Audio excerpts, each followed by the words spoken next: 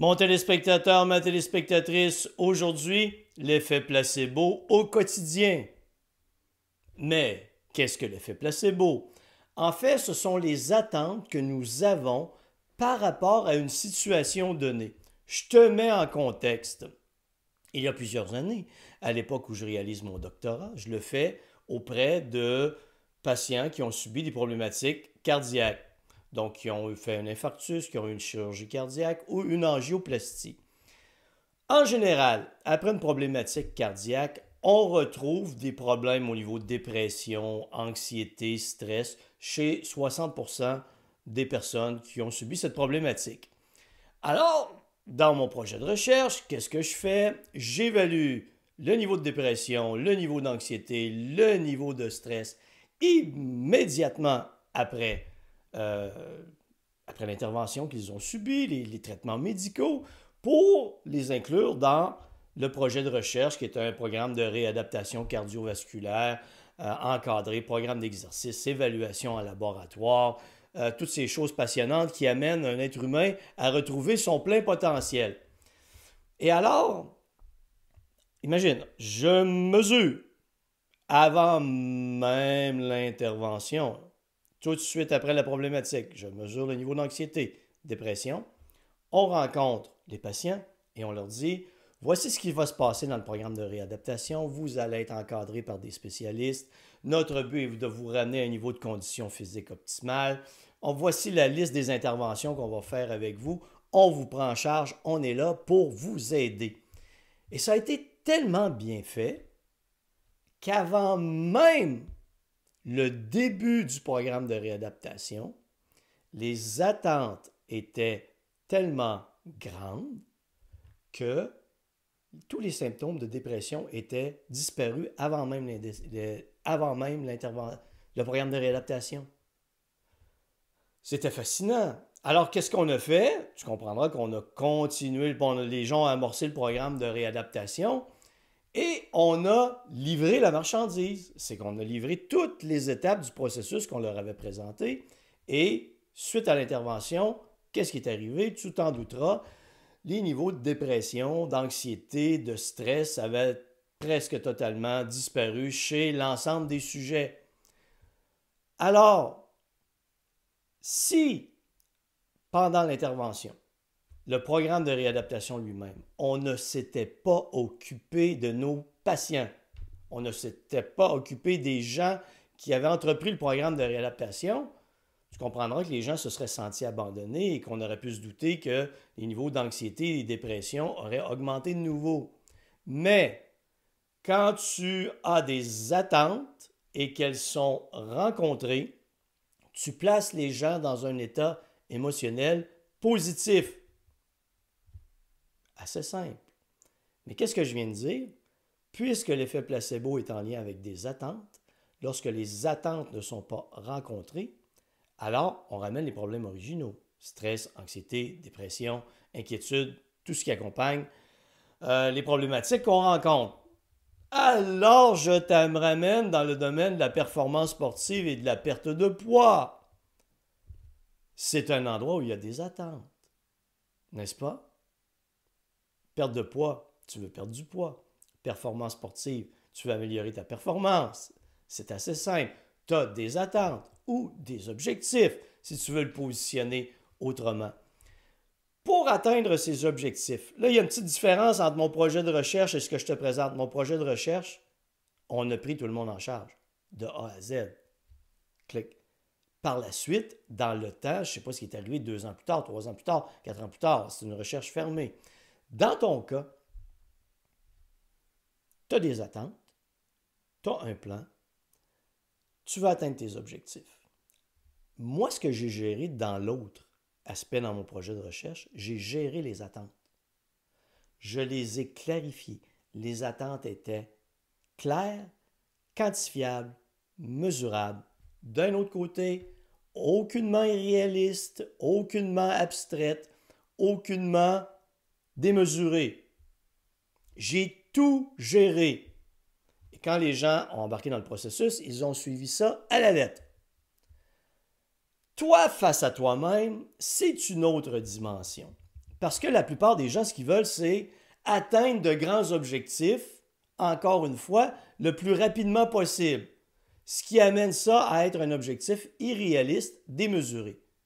Tu as donc de grandes attentes, des attentes incroyables.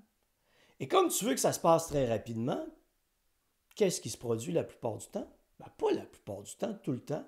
Tu es constamment en train de mesurer l'écart qui existe entre où tu es et où tu veux te rendre. Tu m'as entendu souvent te répéter ça. Mais c'est là que le bas blesse. C'est là que les gens échouent la plupart du temps. Comme les attentes sont démesurées et comme ces attentes doivent se réaliser dans le plus court laps de temps possible, il y a une pression qui s'installe. Il y a un stress qui s'installe.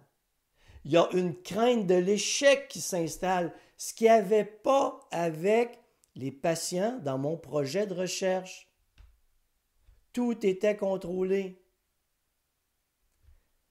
Toi, face à toi-même, si tu n'es pas capable d'accepter de réduire tes attentes à un processus, peu importe, perte de poids, performance sportive, je ramène toujours mes clients à un processus où les attentes sont réduites. Et la réduction de ces attentes, ce n'est pas pour les empêcher d'atteindre un objectif.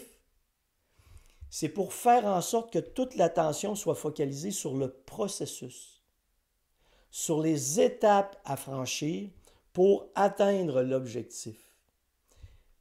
Quand les attentes sont démesurées et qu'on les espère dans le plus court laps de temps possible, c'est la panique, tout le temps. Tout le temps, la panique, la peur d'échouer, la crainte. Et que font les gens? Ils investissent 100% de leur énergie dans la gestion des émotions négatives. Ils oublient le processus et rien ne fonctionne. Plus je réduis les attentes et que je suis capable de confirmer que ces attentes ont été rencontrées, à ce moment, c'est la situation parfaite. C'est comme ça que ça doit se passer. C'est comme ça. Et toi, peu importe ce que tu veux réussir, ce que tu veux atteindre, tes attentes doivent être réduites au minimum. Je vais te le positionner dans un autre domaine, la vente. On te demande d'augmenter tes ventes. Alors, quelle va être ta réaction initiale devant peut-être la panique que ça crée, parce que là, les attentes viennent d'augmenter, ben, tu vas vouloir pédaler plus vite. C'est une métaphore, hein? Performance sportive, peut-être vélo, pédaler. Tu me suis, là? C'est comme ça qu'on est, les gens. On veut toujours faire de plus en plus d'efforts pour aller combler des attentes démesurées au lieu de se concentrer sur le processus. Le processus, ce sont les plus petites étapes possibles, les comportements les plus simples qui nous permettent d'obtenir les meilleurs résultats possibles. Et lorsque je focalise mon attention sur le processus et que je le répète sans cesse, jour après jour, semaine après semaine, mois après mois, année après année, avec patience, optimisme et conviction que ça va fonctionner, meilleurs seront mes résultats. C'est certain que ça prend une bonne stratégie. En perte de poids, tu as beau être optimiste, convaincu, tout ça, si tu es en privation de nourriture et tu t'épuises à l'entraînement, ton corps ne suivra jamais. Tout doit faire en sorte dans le processus que tu suis, tout doit faire en sorte de te positionner dans un état de bien-être physique, psychologique, émotionnel, même en lien avec des objectifs de performance sportive. Tu ne peux t'épuiser jour après jour dans l'espoir de réussir. En perte de poids, tu ne peux t'épuiser à l'entraînement jour après jour et en te privant de nourriture dans l'espoir de réussir. Mauvaise stratégie.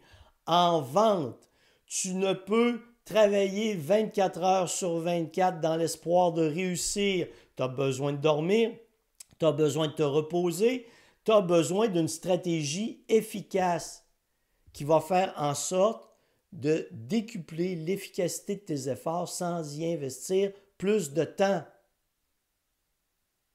La réussite, c'est d'investir le moins d'efforts possible avec le maximum de résultats possibles. Tu ne le comprends pas. Tu veux toujours faire plus. Tu veux toujours augmenter le niveau d'effort, d'intensité. Le meilleur athlète sur le terrain, c'est celui qui dépense le moins d'énergie. Et en dépensant le moins d'énergie à une intensité donnée, c'est lui qui va durer le plus longtemps. C'est comme ça que ça doit fonctionner. Tu dois être le plus efficace possible, à vitesse égale, dépense énergétique égale, 2 sprinteurs, un à côté de l'autre. Le plus efficace, le plus performant, celui qui devancera l'autre, c'est celui qui aura la meilleure biomécanique de course possible. Parce qu'à même vitesse, au même poids, à même dépense énergétique, à même vitesse, il dépense moins d'énergie. Je vais finir par le dire correctement. Il est nettement plus efficace. Quand tes attentes, conclusion, tu me suis? Quand tes attentes sont démesurées et que tu paniques, tu es en situation de stress, tu as peur d'échouer, c'est que ton esprit n'est pas au bon endroit.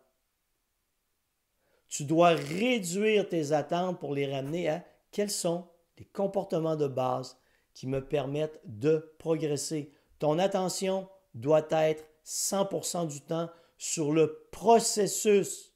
Tu dois bien sûr quantifier ta progression, mais rappelle-toi toujours que c'est le processus, les comportements qui te permettent de progresser et non des attentes démesurées dans lesquelles tu vas investir une volonté démesurée, une panique démesurée, des efforts démesurés, des croyances stupides pour adopter des comportements désastreux. La réussite dans tous les domaines, c'est avant tout un travail mental, un travail sur soi-même, un travail de réflexion, un travail d'analyse, une capacité, quand on se met à divaguer, de s'en rendre compte et de se ramener soi-même sur le processus.